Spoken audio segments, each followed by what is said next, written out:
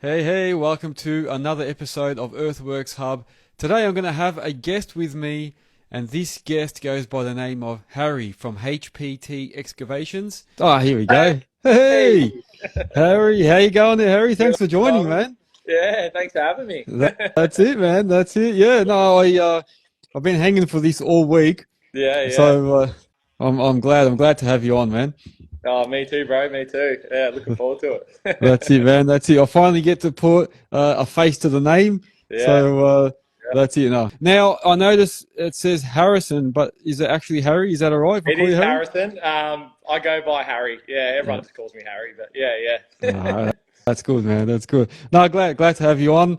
Um, First things first, I don't know if you follow this stuff or not, but Jake Paul and Mike Tyson, apparently there's a big fight going on. I think it's tonight, isn't it? What? I've heard it. Yeah, I think so. Yeah. Who He's do you got the think will gloves win, on. man? Who do you think? You got to back Mike. Yeah, You got to back Mike, mate. The yeah. old glove, surely. I reckon, man. Yeah. My money's on Mike. However, I do feel for Jake Paul because my son, he's a little bit into it. He was saying Yeah. the thing is that whether he wins, so if he wins, they're going to say, "Oh, it was rigged." He's got money, Yeah. and if he loses, they'll be like, "Oh, he lost to a retired old guy, so he can't win either way, man." Yeah, he's stuffed either way. Yeah, Yeah, it'll be interesting. It'll be interesting. yeah, I reckon Mike's got him, but yeah, I reckon it'll be a good fight. I reckon it'll be a yeah, good fight. yeah. Yeah, yeah. I reckon. Unless it gets postponed or some crap again. Someone Anyway, might get sick. Someone might yeah, get sick at the last minute. yeah, yeah. That's it, mate. COVID. They might get COVID. Yeah, that's right. Yeah, someone will pull something like Yeah, that. So yeah, for yeah, sure. that's it. That's it. All right. So, look, enough about that stuff. Tell us about yourself. So obviously HPT is a business name. What sort of work do you do, and where do you do it and stuff like that? It is. Yeah. Look, we HPT is the business name. It's just my initials, but yeah, we dig pools all over Victoria, really. Yeah, it's a bit of a niche market, but yeah, that's what we do, man. That's what we do. We dig pools. Yeah, yeah. That's good, man. That's actually why I was so excited to have you on because I wanted to talk to someone about a niche item, and pool digging is definitely a niche. Yeah. Um, I've done some pool digs, probably not as much as yourself, but I Yeah. know they're not as easy as what people think. So I'm hoping that today you can clarify a few things like that for us. Tell us what it's Yeah. like, and I'll let you know. For sure, Um, man. Yeah. so tell us a bit more about the company. So how many people have you got, and sort of what equipment? So I had a few employees, but I've sort of brought it back in. I use subbies now to cart my dirt, so it's just me digging, loading, doing bobcat runs by myself. So I pretty much go set out a lot of them, digging myself, and just get the truck hire in to run the dirt. Uh, So yeah, it's sort of I brought it back a bit. I had a few people. It's hard to control employees, so. yeah, Yeah, brought it back to just myself now, man. yeah, yeah. No, I hear you, man. I hear. Seems to be a common theme. Uh, It is, it especially in is. pools. A lot of guys do them themselves, I reckon. Yeah, So, it yeah. would be. It would be. So, what sort of equipment are you running at the moment? We're running, look, with pools, you got to have a bit of a variety of equipment. You can't have, you can't just go all your cabin machines and stuff like that. You got to have some roof off stuff, some tight access stuff. So we run a 3.5 ton Komatsu, which is perfect for walking through garages and things like that.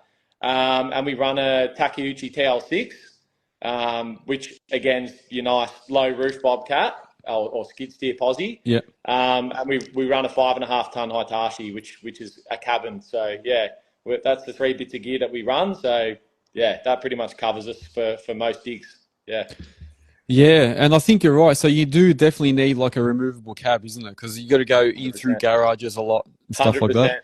100%. You need something like I find the Komatsu really good for that because it's a small machine for a 3.5, and you can really crunch it up in some tight spots. And obviously, mate, roof off. You got to be able to walk through garages, man. Yeah, that's true. So, That's true. Yeah, yeah, yeah. That's absolutely. cool, man. Oh, very good.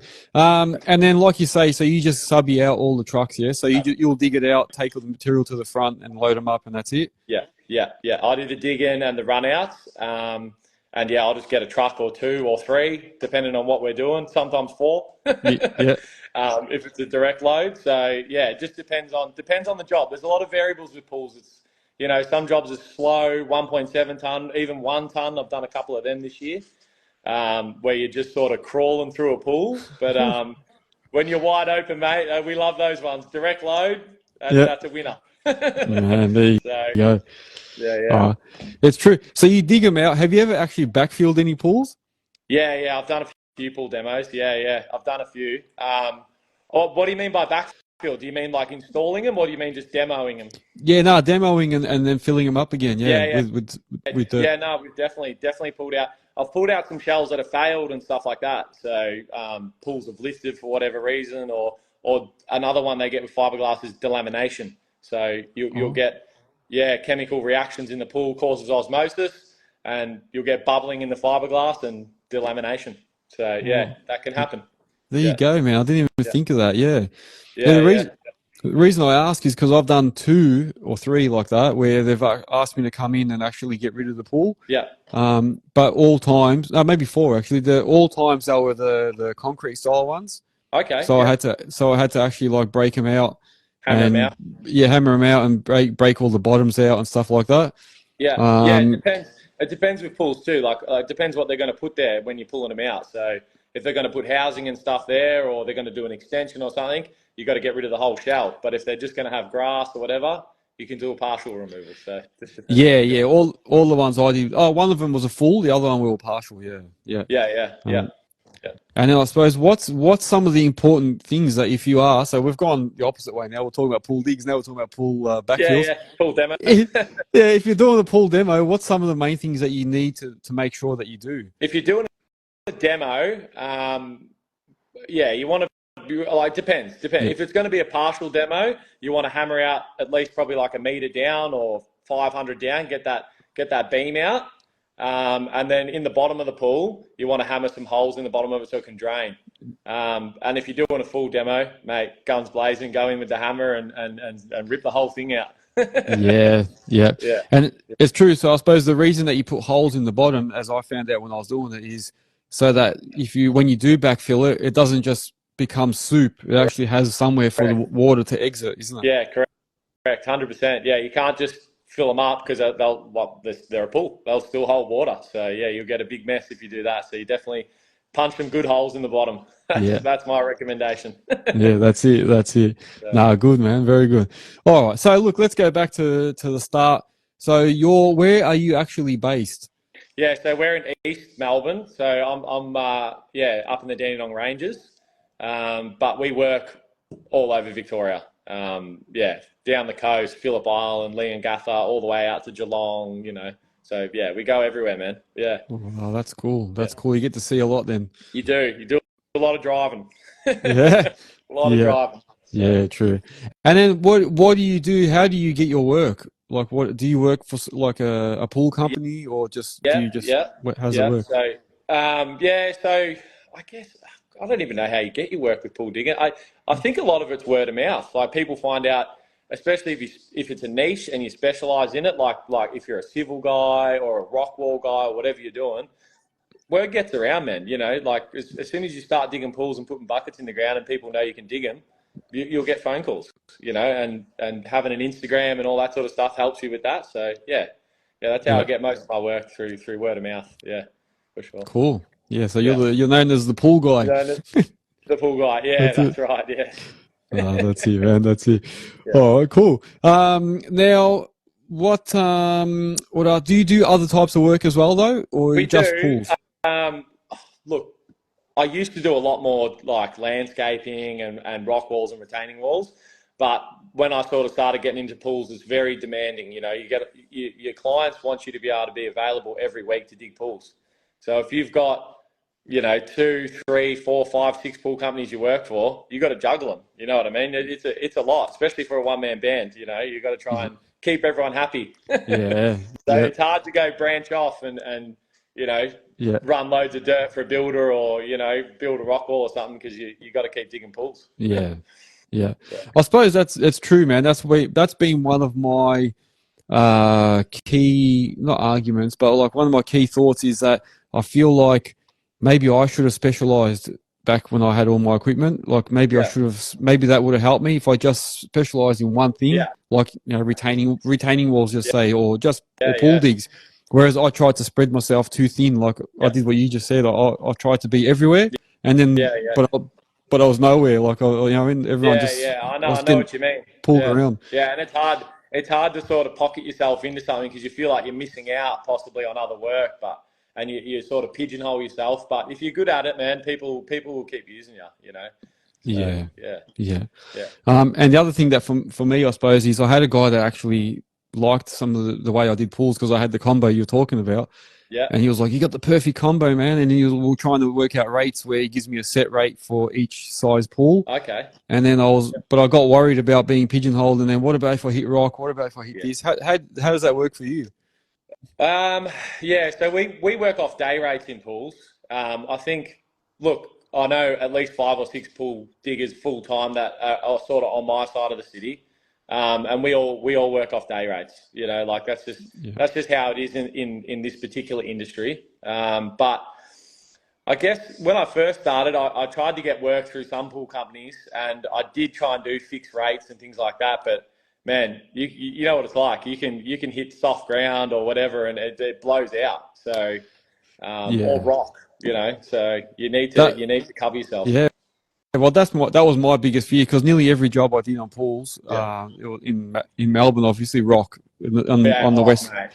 In the west here, the west and the north is just rock, man. Don't, man, you're giving me nightmares. I don't want. Yeah, I'll get post-traumatic stress, man, of some jobs. Yeah, for sure. Yeah, I hear, man. I hear. Yeah. Well, you know what? Let's talk more about the pools then, I suppose. So how many pools do you reckon you dig, like per week or per month? We look a good week for me. We probably dig 3. Um, if I'm having a bit of a cruisy week where I'll probably dig 2 and do some maintenance and things like that. I used to try and dig like 4 or 5 when I had guys running for me and stuff, but headache city. Yeah, So I think the magic number, if you're a one-man band with a good comp, with a good few machines that you run, I think aim for 2 or 3. That's a good number, and you can make good money doing that. So yeah, yeah, yeah. yeah. No, I agree. Are there still many people getting pools in Melbourne? Because I always feel like the weather's not the best. So, like, who actually gets pools? I know. I ask myself that question all the time. Like, yes, there are still people getting pools in Melbourne. It has slowed down this year. Um, it's definitely slowed down. I've managed to keep working 5 days a week, but I know some guys that have slowed right down. But I think it's actually picking up now. Like this time of year, the weather gets a bit better, and people start getting outside and looking at their backyard and scratching their head, going, "What are we going to put in? Oh, we'll put a pool in. Yeah, Let's do yeah, some landscaping." So yeah. yeah, Oh, it goes up and down. It goes up and down pools, but yeah, for the most part, you can keep busy for sure. yeah. Yeah. And what are the different types of pools? So you mentioned something before about the fiberglass. And what are the different types? Yeah. So you got your fiberglass pools, you got your concrete pools, and then you've got some new style of pools now. You got some new pools that are coming in now as well, which are like your plungies and things like that, your precast pools, which we don't do a lot of because we don't really work for anyone like that. But yeah, they're sort of your main pools. There's even some companies now doing some fiberglass pools that are tiled. But not that we don't do any of that sort of stuff. But yeah, there are companies out there even doing that stuff. So yeah, it's crazy, man. There you go, Yeah, man. All right, cool. yeah, That's yeah, good. Just yeah, for all the people. Yeah. So for anyone that doesn't know, there are different types. Yeah, it's yeah, not just concrete. yeah. Um, That's right. Yes, they're very different the way you dig them, and they're very different the way they go in and the process of them all and stuff like that. Like with a concrete pool, you have to dig within the tolerances, like you can't just blaze away. You've got to be an accurate guy on the machine. So, you need to dig between string lines, you need to be checking levels and things like that. If you're talking that much on a pool wall, the whole pool wall, mate, that could be, $1,500, 2 grand's worth of concrete. So you have yeah, to really be accurate with that. And then you go into your fiberglass. Usually they're a little bit cheaper as well, fiberglass. And those pools you can dig a bit wider, and we dig what they call a taper on a fiberglass pool. Oh, okay. So what's that mean? So basically, you've got the top of your shell, and you basically dig down on a taper Oh, to the bottom of the pool. So a lot of fiberglass pools have what they call a safety ledge. So the pool wall comes down straight for the first sort of 500 mil, and then you'll have a little ledge, and then that'll taper down to the deep end or shallow end, or to the bottom of the pool. So they're dug a lot differently and put in a lot differently too. yeah, Yeah. yeah.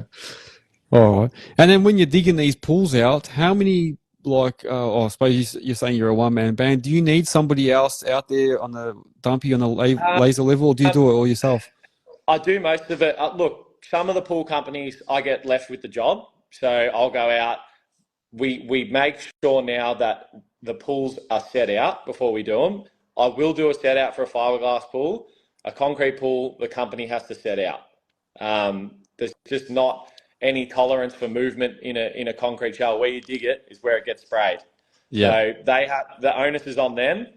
I will run the string lines and dig to them, but on a fiberglass pool, a lot of the time I'll set them out and dig them and stuff like that. And a lot of the time they'll have what they call an installer who work alongside me and help me mark and measure and do heights and stuff like that. But man, most of the time I dig them myself. Yeah.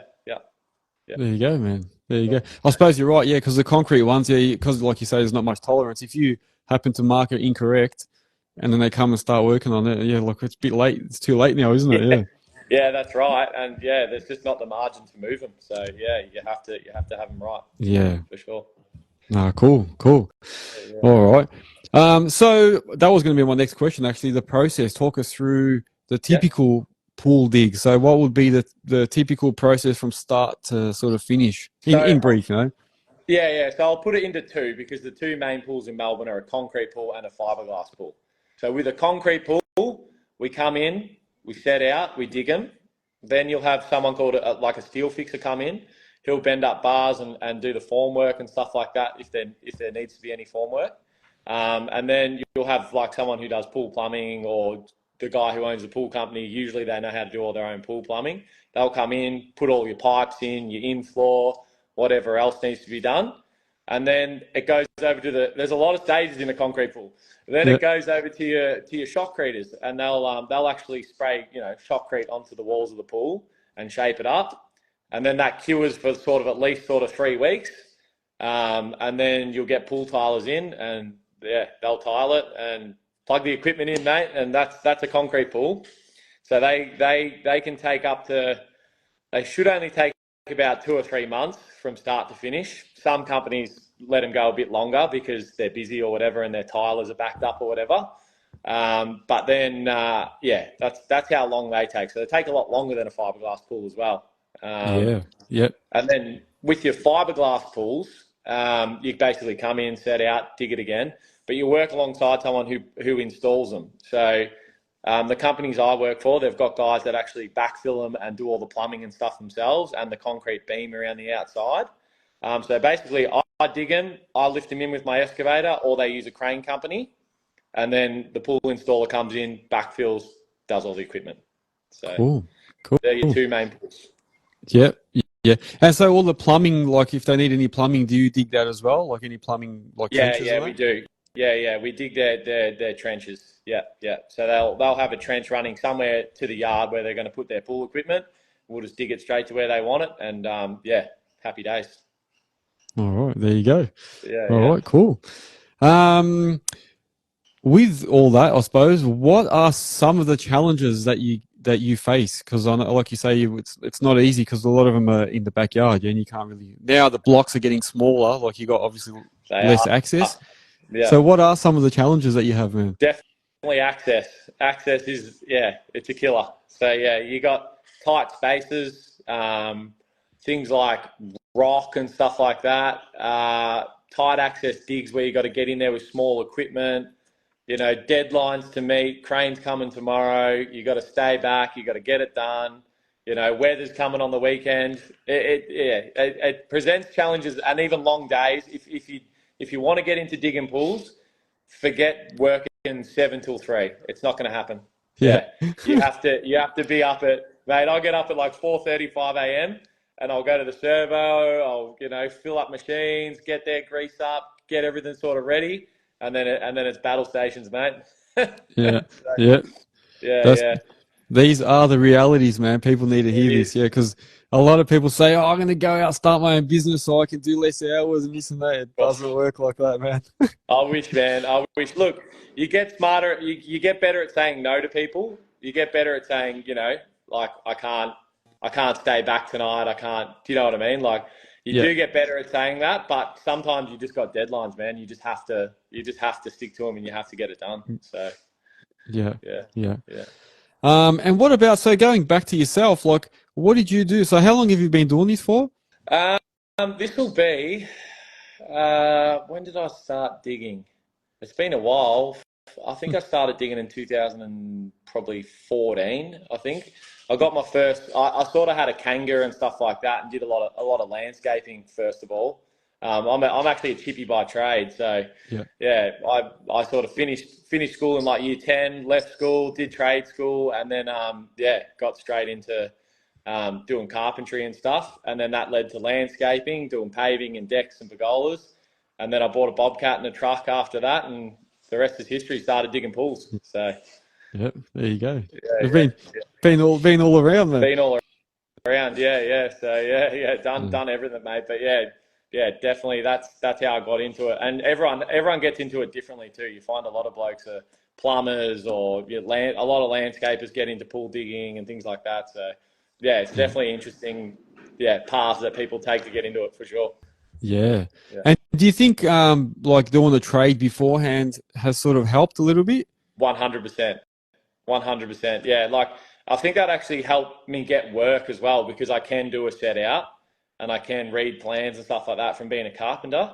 So definitely 100%. If you're a bit lost after doing school or TAFE or whatever, go and do a trade. I always reckon do a trade, whether it's plumbing, sparky, whatever. You get a head on your shoulders, and then if you want to, get into digging or anything, it doesn't just have to be digging; it can be concreting, whatever. Yep. Like you can start to put two and two together with it. So yeah, for sure, man, helps Yeah. big time. There you go. No, that's good words, man. Very good words. Because I was going to actually say, yeah, if you had to give advice to someone starting out, what would you say? What else would you say to someone else that was thinking about starting out? Give it a crack. There's a lot of guys. I find the earth moving industry can be. There are a lot of people that'll say, oh, oh no, don't do this, don't do that. Do what's right for you. That would be my advice. If you want to go and dig pools, go and dig pools. Come and work for someone like me and run a truck for a bit and see how they're dug. I'll show anyone how to dig a pool. Yeah. I couldn't care less. If someone's keen and they want to have a go, man, yeah, go for it. Just get out there, message some people that dig pools, and try and get work with them. Even if you're just going and labouring and doing the heights and set outs and learning how to do that first, yeah, invaluable. So That's yeah, actually that's actually very good because I always say to people like go and get some experience somewhere, go to a civil site, just go. Even if you have to go for free, just go and just stand there for a day, watch what people do. Just watching is the best way. But yeah, like you say, I never really thought about pool digs and that, but you'd actually do a lot of stuff yeah, during a pool dig, like all your levels, your heights, reading plans, watching the machine. Yeah, yeah, you can for get a lot of sure. experience out of that. Yeah. Yeah, for sure. And look, if you work with a big pool company, you'll do everything from steel fixing to concreting to pool equipment to basic plumbing to earth moving. So it's definitely if you're a bit unsure of what to do, it is a good industry to be in. You can have a taste of a few different things. So Yeah. yeah, Yeah. No, true. That's good. So let's slow it down a little bit now. yeah. What's your favorite bit of equipment that you have or that you've used? Um, Favorite bit of equipment. I do love my Takeuchi TL6. And this is depending on what you're doing in earth moving. It's not going to be the right machine for someone who's going to be leveling subdivisions and things like that because it's too small. Yeah. But if you're doing pools, I think you need to have the right equipment, and that's a big thing, definitely in pools. And yeah, I think my favourite bit would have to be my TL6 because it just gets in everywhere. You can swing it round in the tightest spots and try not to hit anything. Yeah. But yeah, you can definitely spin it around in some pretty tight spots. So yeah, that's got to be my favorite.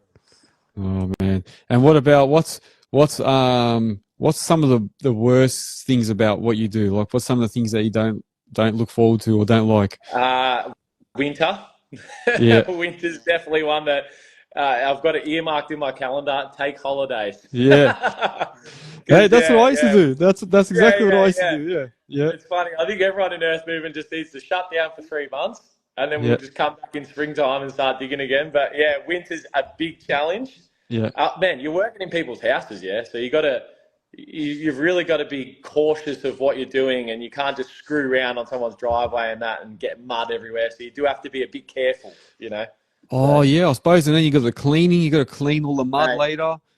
Yeah, that's right. You got to clean up, and it goes back to your operation too. If you're a messy operator and you just drive into someone's backyard and spin and do all this, you're going to make a big mess, and you got to clean that up later. But if you're strategic and you don't take huge buckets and trickle dirt down the driveway and stuff like that, clean up's a breeze. So yeah, it's about trying to be a bit smarter with your operation when you're digging pools for sure. Yeah, no, good man. That's true. I can tell you stories, man. Like saying going through garages and having to clean it all later, scrape it, wash it, and then even once you clean it, it still leaves marks.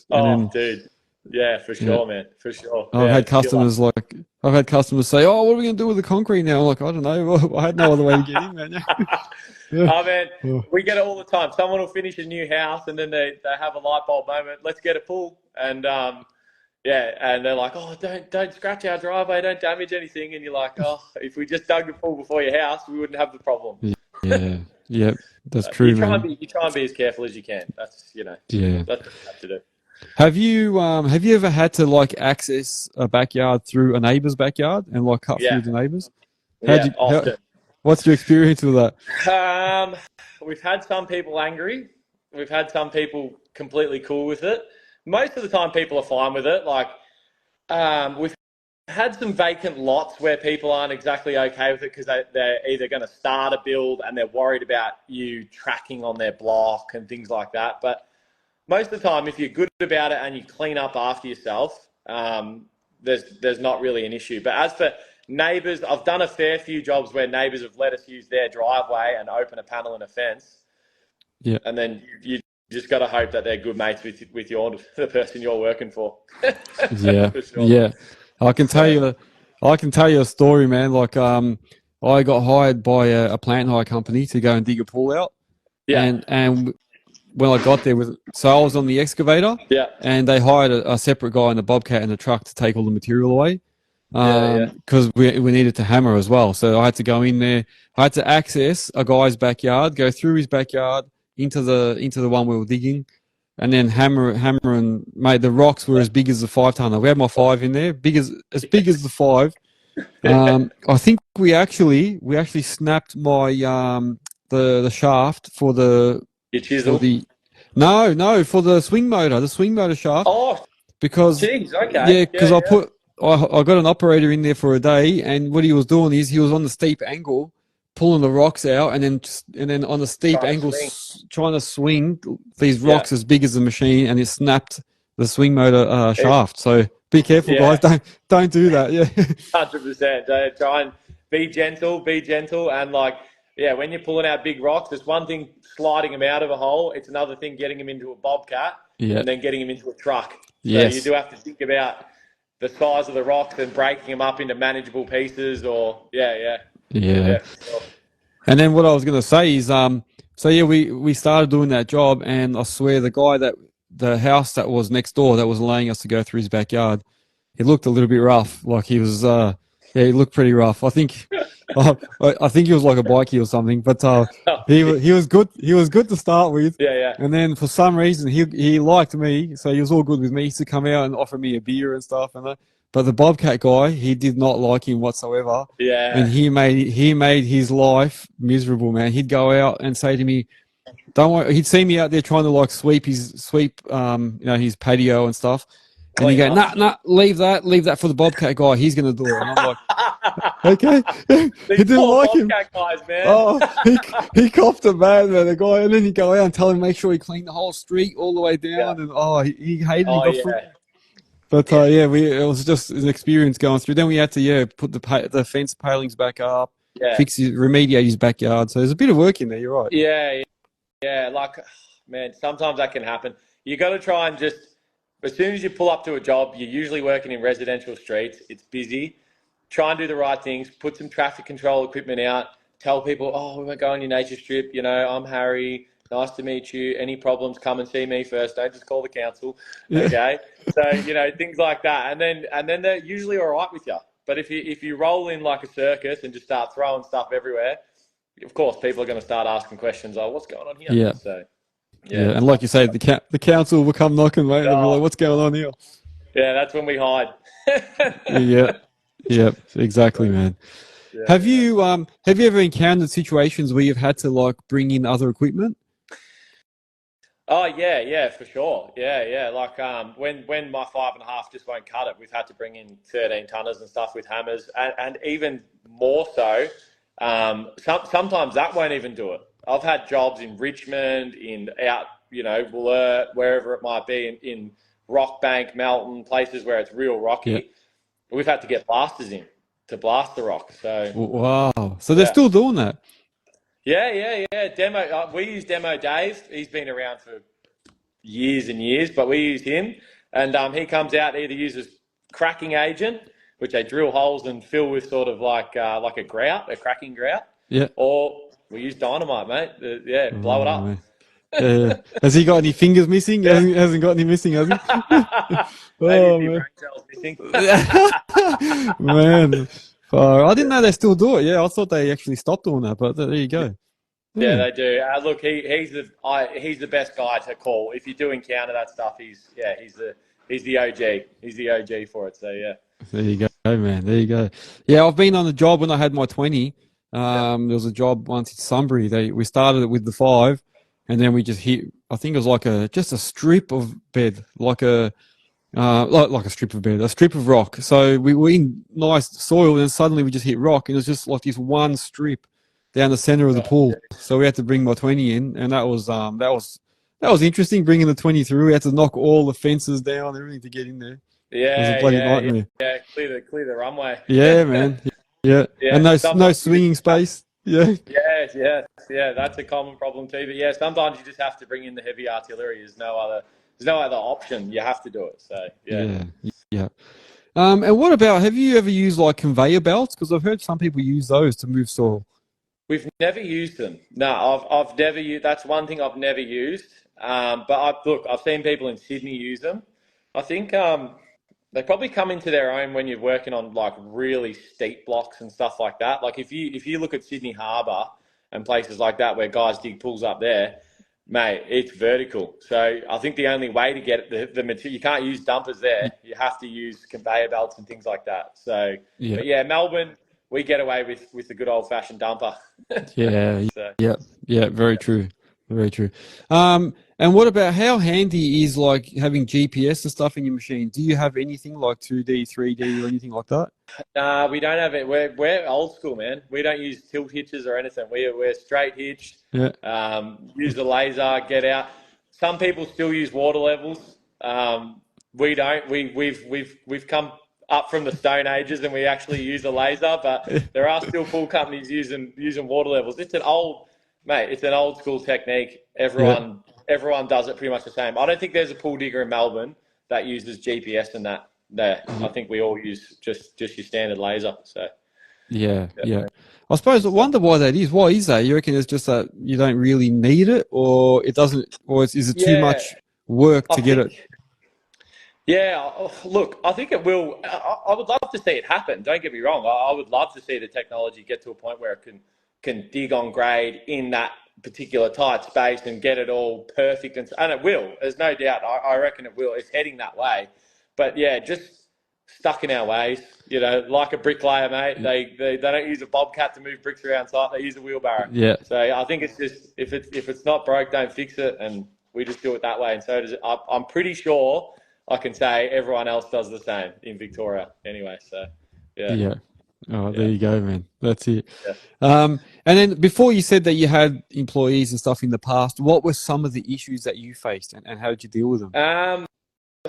Some of the issues you face is digging pools is it can be like things like tightness on a job and stuff like that, and having care when you're moving machinery in and out of a property and stuff, and not trying to smash things, hit things. That's one thing. And the other thing is when you dig pools for a living and it's your business, you're going to want to dig the pools fast, quickly, efficiently.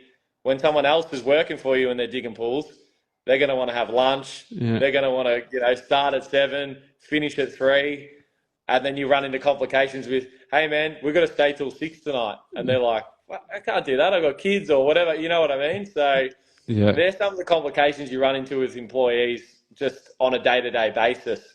With trying to dig swimming pools anyway. Yeah. Yeah.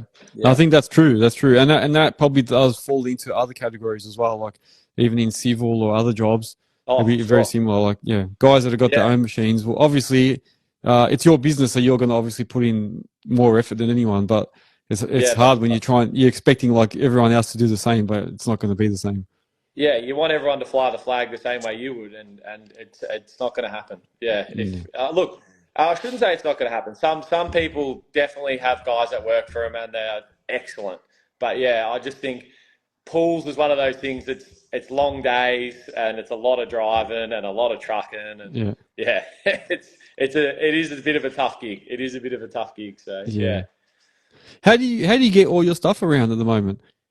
I actually just upgraded. I've got a Merc, an Actros, which I just had all the tipper body resprayed and that. So I've got that, and I had an SWR tag trailer, and I just upgraded that. The back's getting a bit sore and that, so I've got one with hydraulic ramps and that now. But just single axle tag trailer. That's all I need for my gear. So, I think that's the ultimate combo. Yeah, I used to have the single axle tag trailer, and but mine, it's just spring loaded ramps and that. So I know what you mean about the back. Even though it's spring loaded, it's still a bit of work. Yeah. Oh mate, and when those springs break, whew, you got a free gym membership for a month until you get another one. That's like me when I used to have my the 5-tonner or the posse in the tipper, and I used to have the heaviest ramps. I think they were like 8-ton ramps. They used to kill me, man, putting them in and out. And then the worst is when you set up somewhere and you're just ready to move, and then the customer will come out. Oh, can you just move your truck for a minute? I'm like, I'm going to move these ramps again. That's the worst, man. That's the worst. The worst, man. I've still got ramps because obviously I put my Bobcat in the back. I look at ramps with tears in my eyes. I fear them. Yeah. For sure. The day I saw my truck leave and the ramps, I was like, I never want to touch a ramp again, mate. Never. I hear. Oh man! And then the worst is when they ask you to move them as well. So then you got to try and lift them on your own and like move them across and that. They're heavy man, heavy. 100%. I tend to at home. I've got a bit of a yard out the front of my joint, and I tend to just use straps and that to move them now. You got to start to think a bit smarter with things like that, because in earth moving your back, mate, you've only got one of them. Yeah. And it is. I'm 6'4", and it's punishing on a big bloke for sure. So you have to get out, take breaks, stretch your back out when you're digging. Don't just hammer down all day. You got to get up and stretch the back out for sure. But he's 6'4". Man, I imagine you on one of those little 1.7s. You'd probably be touching the roof of there. Mate, you should see me on the 1-tons. Looks like I'm a Lego around. Oh, gee.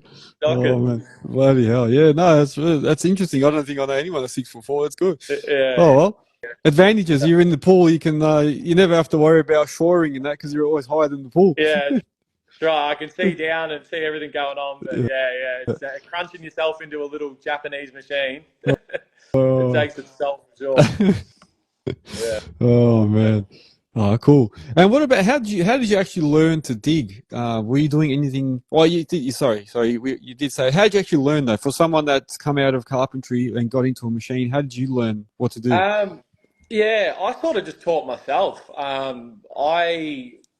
But my first truck was actually a Road Ranger, and I actually taught myself how to drive it. No, no one in my family's from digging. I've got a great grandfather that had a backhoe, but no one in my family had machines or anything like that. So my parents and that were like, "What are you doing? You're getting rid of carpentry and going into earth moving." Yeah. But yeah, I just YouTube, man. I YouTubed how to shift a road ranger and taught myself, and went for my license and got it. And yeah, and same with diggers. Just watched other people digging, and just picked up. Oh, what are you doing there? Oh yeah, cool.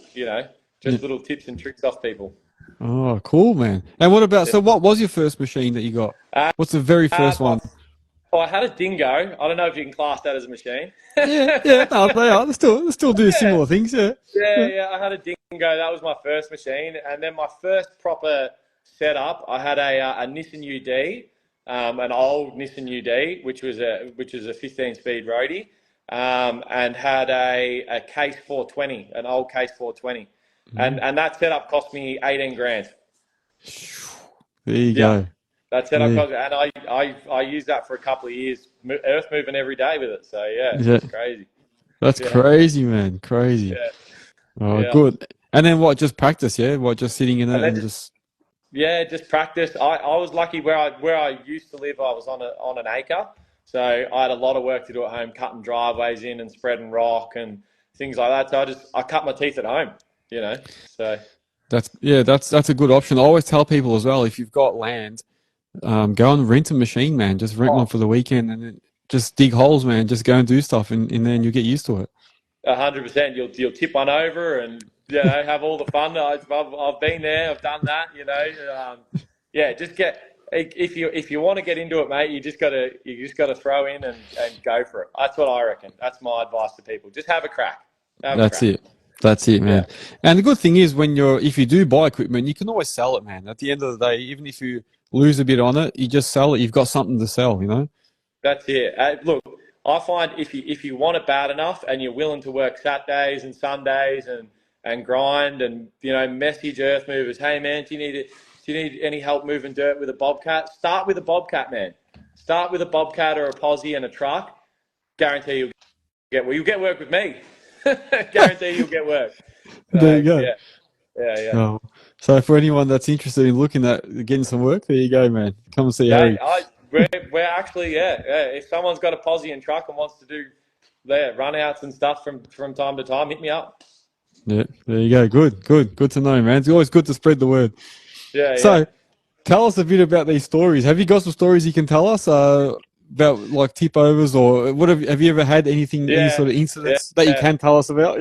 Yeah, well, we all have. Like, if anyone's going to sit there and say they're an earth mover who's done pipe work or pools or any earth moving and they haven't had a bingle, they're full of it. Yeah. Everyone's hit something. Everyone's ripped the gutter off a house. Everyone's hit the side of a house. And, it's all part of learning and seeing what your machines are capable of. But it's story-wise, I hired a Vermeer once. I won't say who off, but I hired a Vermeer. And put that on its side, nearly on top of me. And that was a good one. That was early days. I was probably only like 17 or something, and instant respect for heavy machinery. And it wasn't even a real heavy machine. It's like these things can hurt you. Yeah. And then when I first got my Bobcat, I drove home from Cranbourne and got it home in the driveway at Cockatoo, and I was like, my ramps are pretty steep, so I've got to try and get this out, safely. Yeah. I've come down my ramps, got halfway down, and just gone sideways and come off the ramps and ended up on a big bank, nearly rolling my skid steer. And that was like, same thing. I remember calling my dad, and he's like, what are you doing this for? You're a carpenter. Why are you trying to drive bobcats? Give it up. Give it up, mate. Go back to putting thrusters up. Oh man.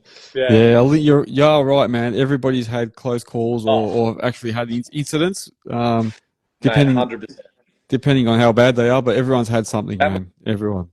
We laugh and joke about it, but man, you have to be careful. You're driving a heavy bit of machinery. It's real easy to get complacent with machines. Yeah. And people walking around you and things. You got to have eyes in the back of your head. Yeah. Doing pulls. Yeah. People have got kids. They're excited. A digger's rocked up in their backyard. Yeah. You're digging.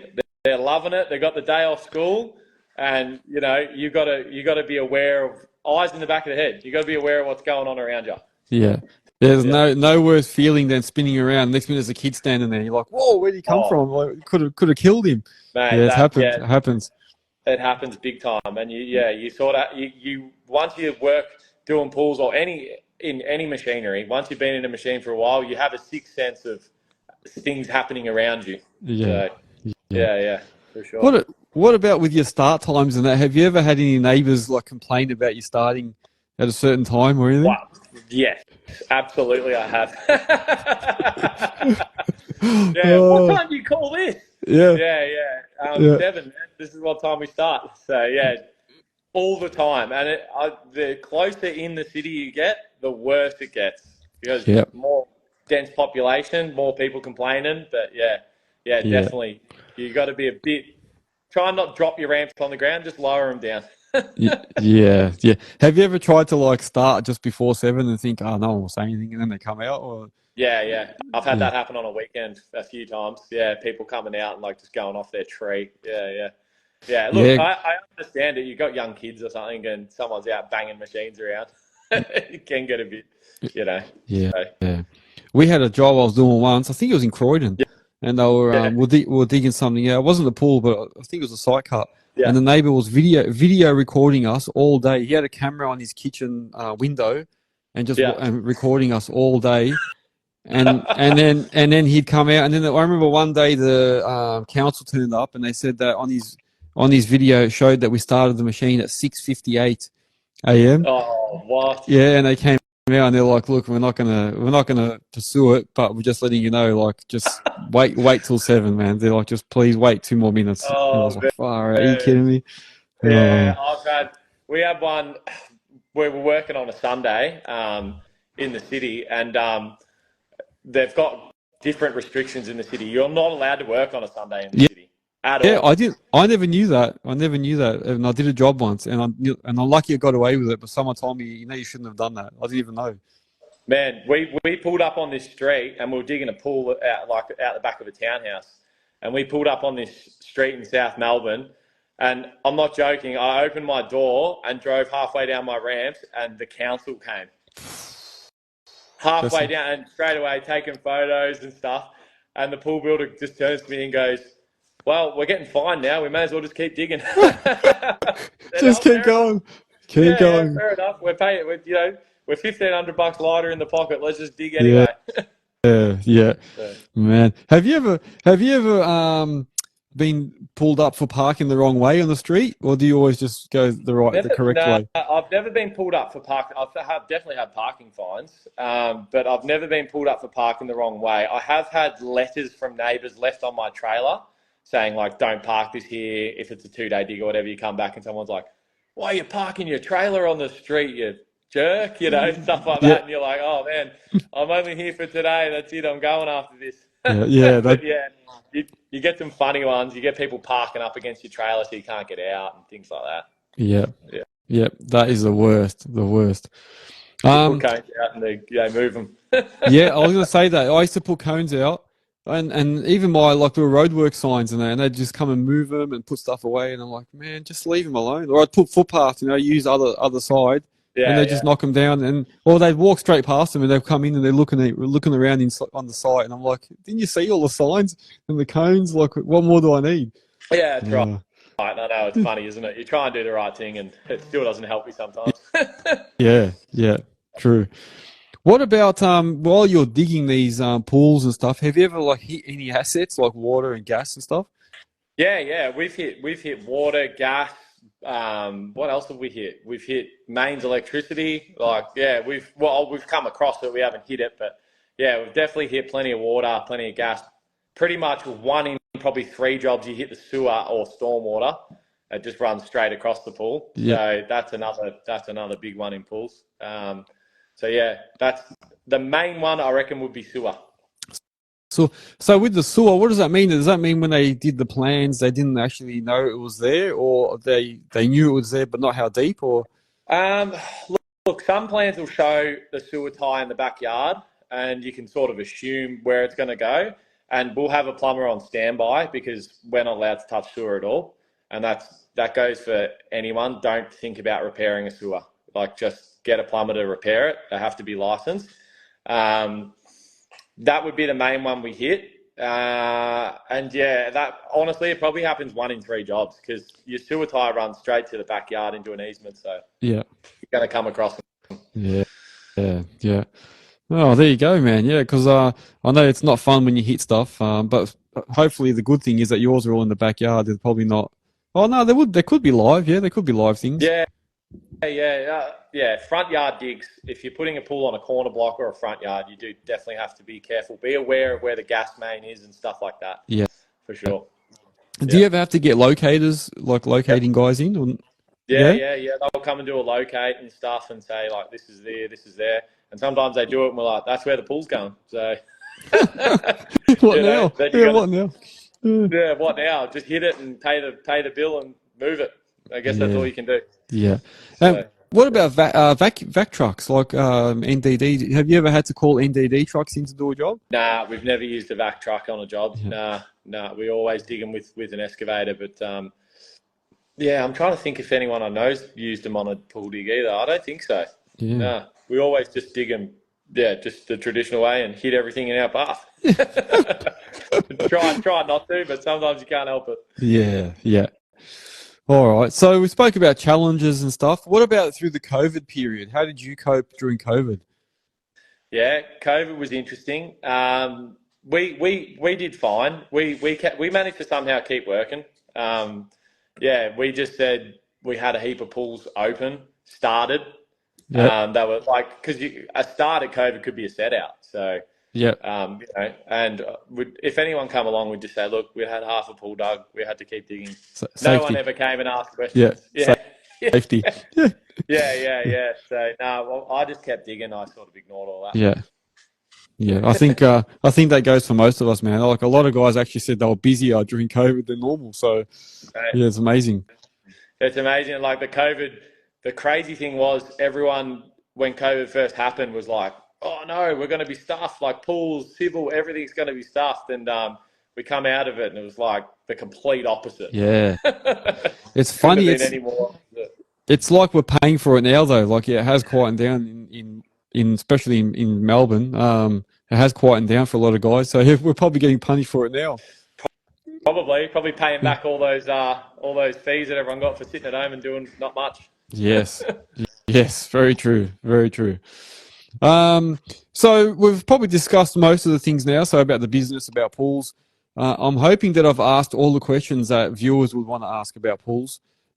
Is there something that you wanted to talk about that I haven't probably raised? Like, what do you want? Is there anything specific?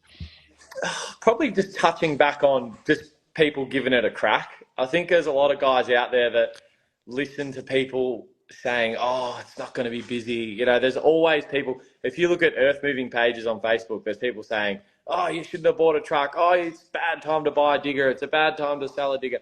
I can say, hand on my heart, I've never really had a bad decision in business with digging. Like, if you're going to buy a machine, if you're not going to get the work for it, you can always sell it.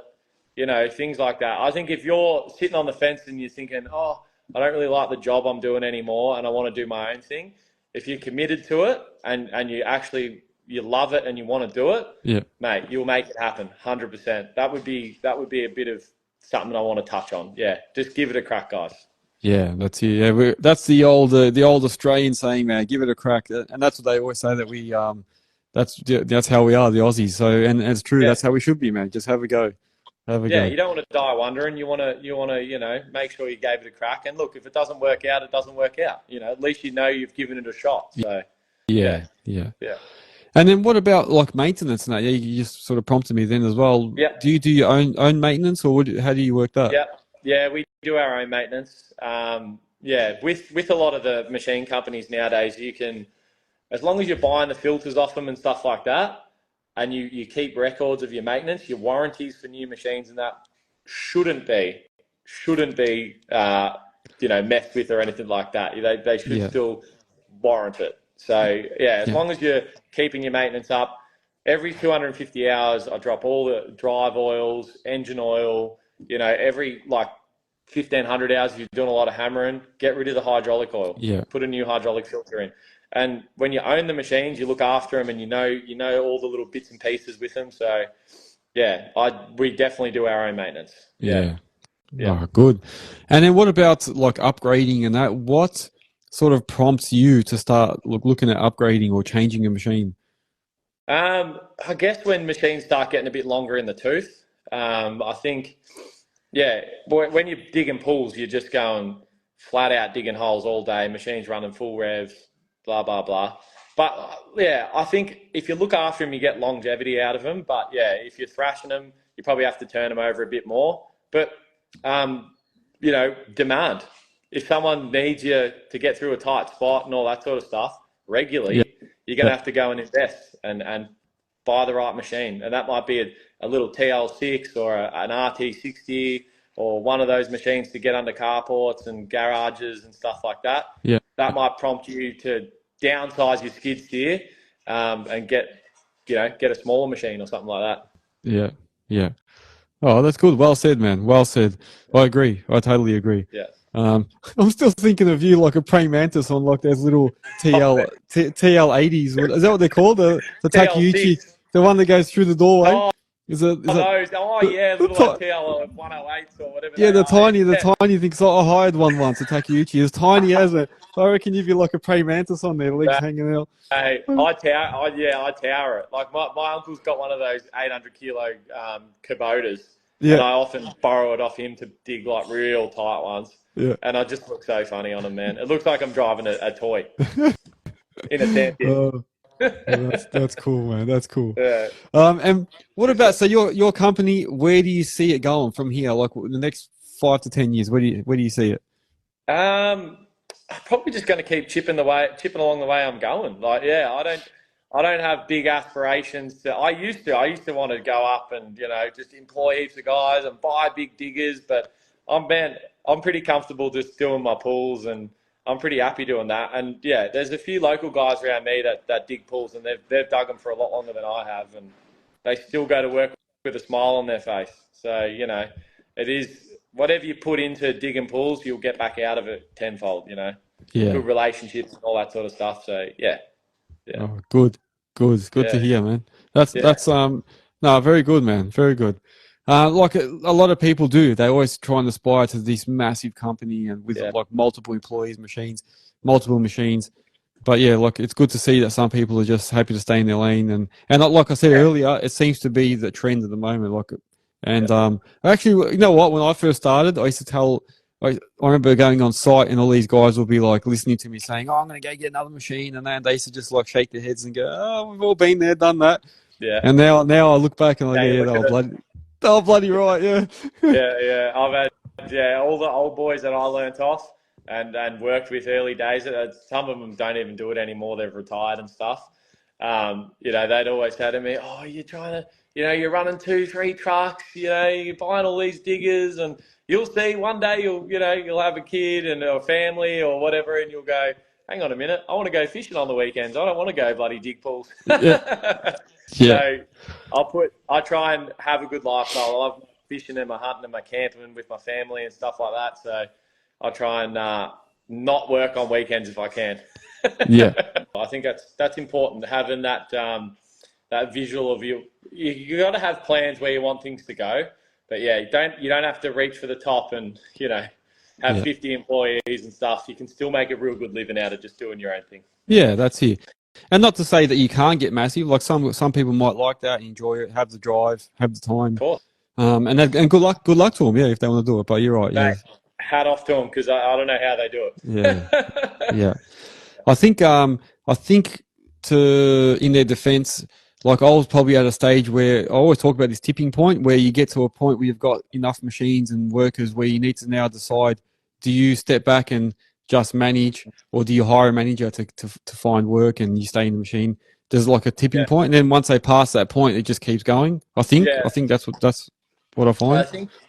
I think you run the risk of, if you do expand for no real rhyme or reason, I think you run the risk of snowballing a bit too. Like you sort of just go, I'm just going to put this guy on and put this guy on, and it just becomes a machine and a bit of a beast. And You may not actually be earning any more money when you had 15 guys. Now you got 30 guys and you're earning less. You know, so I think it's a juggling act between finding good clients that pay well and give you work and having good employees. Because if you've got bad clients that don't pay and bad employees that are late and don't rock up or whatever, you're going to have problems. But yeah. Yeah, that's a recipe, man. A recipe for disaster. 100%, Yeah. 100%. No, that's it. What about social media and stuff? So obviously that's how I found you. Yeah. How does social media help you, or what do you use it for? Yeah. Early days, it did help me get a lot of clients. Posting up, digging pools, this, that, trying to post up every day on your stories and stuff, what you're doing. You might be in a tight spot, hammering rock, and other pool companies will see that and say, like, oh, maybe we should give this guy a call, give him a go. You know what I mean? Yeah. And then all of a sudden you get work like that, and people will pass your number around. I've had it up to a point where we're working for 7 pool companies or 8 pool companies, and we've just cut that. I'm down to 3 now. That's all I do. I just work for 3 pool companies. Yeah, so that's good, man. But yeah, it's definitely a good tool. Social media, if you want to promote your business, it's a good thing to do for sure. Yeah, what sort of experiences have you had, like with your side of things, with employees and stuff like that? Like, has it been smooth sailing for you having employees, or has it been hard? Or? It's I've had probably a lot of ups and downs. Yeah, so the good thing for me, I suppose, is I used to manage a huge factory, a huge warehouse with multiple employees. So we had 60 operators working in the factory. Had 15 staff members working for me, purchasing department, all that sort of stuff. So I sort of got used to. I got to learn very quickly how to manage employees. I had my HR department that worked for me, so I learned a lot about that while I was there. Yeah, nice. So then when I started my business, I sort of already knew how to handle a lot of things. Yeah, but that's good. But in saying that, yeah, you still get these challenges. You still get employees coming in late, guys not turning up, or guys telling you that they know how to operate, and then when they get to the job site, they're not that as good as they say. Yeah. And then you got customers ringing you saying, "Who the hell have you sent me?" And then all that sort of stuff. So they're the things I experience, And then guys getting poached, so that another company would come and poach them for $1 an hour extra. Just all that sort of stuff, man. And then that sort of stuff. Yeah, I think it's the same thing. I've gone through the same thing that most guys have. Yeah. And I have to admit, I've had a really, really good handful of employees, man. Most of the guys that I've had were good, and even the guys that didn't work out, we probably never really left on really bad terms. They always still actually keep in touch, and I still talk to most of the guys that worked for me. We still actually talk, and they follow me, and they give comments on my live sessions and that too. So. Yeah, and then some will actually have a beer when we see each other and that. So we actually have a good relationship. We're the same. Yeah, we've got one of our real good mates worked with us for 2.5 years. He went back to doing landscaping and a bit of machine work for someone else. They could offer him work closer to home, less hours. Yeah, mate, I said to him, take it, man, for sure. No hard feelings. That's it, man. That's it. And I lost a few guys that went to the rail or government jobs, and they were paying them a whole lot more than I could pay. And I was like, man, go get me a job there. I used to say to him, but so I'm like, I can't pay you that. Diggers, get me in there. Get me in there, man. I used to say to him, I can't pay you that, but good luck to you, man. If you can go there, and I'd support him, And even a couple of guys started their own businesses, and I helped them get work. And then one of them went and did concreting, so now I've used him a bit to do concrete work, and so we still have good relationships. Yeah, that's awesome. I think that's definitely. You never know what's going to happen. Someone might leave your company, and I hear it a lot in earth movement, and then they go and taste the water somewhere else, and they don't like it, and they come back. I've had that. Yes, I've heard of heaps of people doing that and having that in earth movement, and that's why you always want to end things on a good note with your employees. If it doesn't work out, you shake hands, never leave it dirty. Yeah, exactly. Always keep it clean, guys. Yeah. And look, I've had a couple of guys that have come and gone, and then I've been like, oh man, how many times can I bring them, take them back? So then I've sort of said, look, you know what, man, I can't take you back anymore. But most of the time, I've taken them back. And it's been handy for me too, because then I know, look, I already know what they're like. And it's like, yep, go jump in the machine. It was like they never left, man. Yeah, that's awesome. Yeah. My missus actually used to work for us as well. She still does all our books and that, but she drove a tipper for 2 years for us as well. How cool is that? Which was, if you can do it, man, teach your missus how to drive a truck. You'll make a bit of extra money, and you gotta get along with your missus well though. You got to be real good friends with your missus. Yeah, true. That's probably the next thing I was going to talk about, which is trying to make sure you draw a line between the friendship and worker. Yeah. And it'd be extra hard if it's your missus as well. But 100%. yeah, that's the thing I used to try and struggle. I used to struggle a lot with that. My wife would always say, "Hey, you've got to relax a little bit. You're becoming too friendly," because we'd be going out for beers and this and that. And then it's like, when I have to be the boss, it'd be hard. Yeah, they're like, "Hang on," they'll have this look on their face like, "Where's this coming from?" And I'm like, "But I'm the boss. I have to tell you what to do." Yeah. And then they don't like it, you know. Yeah, that's right. Yeah, you do have to have that line and make sure you respectfully tell people how to basically do their job and stuff at times and stuff like that. Yeah. But yeah, we've got a moth flying around. Yeah. There he goes again. I think it's come out of my wallet. It's come all the way there. Yeah, I think that's important. Yeah. Sure.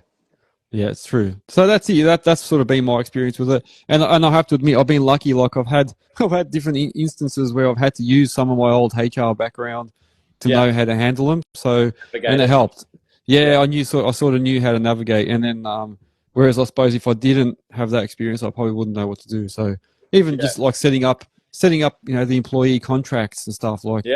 I had a guy that was driving without a truck license for a while. I didn't even know he lost it. Yeah. And the police knocked on my door with a summons saying, "We're here to talk to you about your worker. Did you know that he had no license?" I was like, I had no idea. Because he got caught speeding. And I was like, well, he hasn't told me. And they said, "Have you got any documentation?" And I showed him the employee contract. And in there, without even realizing I've put it in there, I think I did it because someone actually told me about it. And I added a little clause saying that if they lose their license, they need to let me know immediately. And I said, "Look, it says it in there." And they said, "You know what?" And they ripped up the summons and they said, "We're actually going to give you this, but since you've got the right documentation, you don't need to come in for anything." Yeah. And I was like, so they were prepared to come and get me as well, man, for allowing him to drive. And I'm like, how am I supposed to know if he doesn't tell me? That's crazy, dude. And that's, people carrying out drug tests and breath tests and things like that. I mean, if you get big enough, man, you probably have to think about that sort of stuff, drug testing blokes on Mondays and stuff like that, because, a lot of people go out and party and things like that, and they come back to work Monday and they probably shouldn't. So that's if they come back. That's if they come back on Monday. So, sometimes they don't come back till Wednesday. They might be having a couple of RDOs. Yeah, very true, man. I used to get that, but not often. But I had a couple like that. Yeah. It is what that people. Everyone's different, man. And you know what else was a bit hard? Trying to help out workers that had issues at home, like some were like split up, couldn't see kids, had to pick them up early. Then they had issues with their partners, so they'd go home. Then some of them had like hard times. And then so I became, you become like a bit of a psychologist sort of thing. You're trying to help people through stuff. That's right. You're trying to help people, and it takes a toll on you. And look, I'm a big advocate for, if you're suffering at home, guys, if you're struggling with work, if things, talk to one another, guys, especially young blokes. Yep. It's not all rainbows and roundabouts out there. And if you're struggling, the black dog, depression, anxiety, talk about it with people at work. But at the same time, when you're the boss and people are going through that, you bring it home and it's hard to disconnect and sort of, I hear mediate with your family and put that stuff away for the day. But yeah, it's true. It's true, man. Then I used to get phone calls in the evenings and they're telling me stuff and talking, and I'm like, I can't sort of tell them I'm busy, so I just sit there and listen, and I'm like, now I'm missing out on my kids for a minute, so it's all part of running a business sometimes. Sometimes you got to be the psychologist and the doctor and the that's the one. That's the one, man. And the father and got to do everything. Yeah, that's right. Yeah. That's the joys of it. That's the joys. But like you say, that's why a lot of people probably end up going back and just going, you know what, I just go on my own and that's it, man. Easier. Yeah. You just gotta put up with yourself. Yeah. That's it. Yeah. So All right, cool. Well, look, man, if people are interested in contacting you or getting some more advice on that, what's the best way to get in touch? Yeah, message me on Instagram. I'm just HPT Excavations on Instagram. Send me a message on Instagram or Facebook. All my details and email and phone number and stuff there. Anyone wants to reach out, yeah, for sure. Give us a call, give us a message, whatever. Excellent, man. I More than reckon. happy. Oh, cool. No, thank you. Thanks very much for coming on. I appreciate your feedback, all your advice on pool digs, because I know I try and keep all these shows and give people a bit of variety, so I'm not, just giving the same guests and that over and over. Yeah. So at least now people have learned a lot about pools. So hopefully all the viewers there have learned something about pool digs. I certainly have, and hopefully you've enjoyed some of our stories.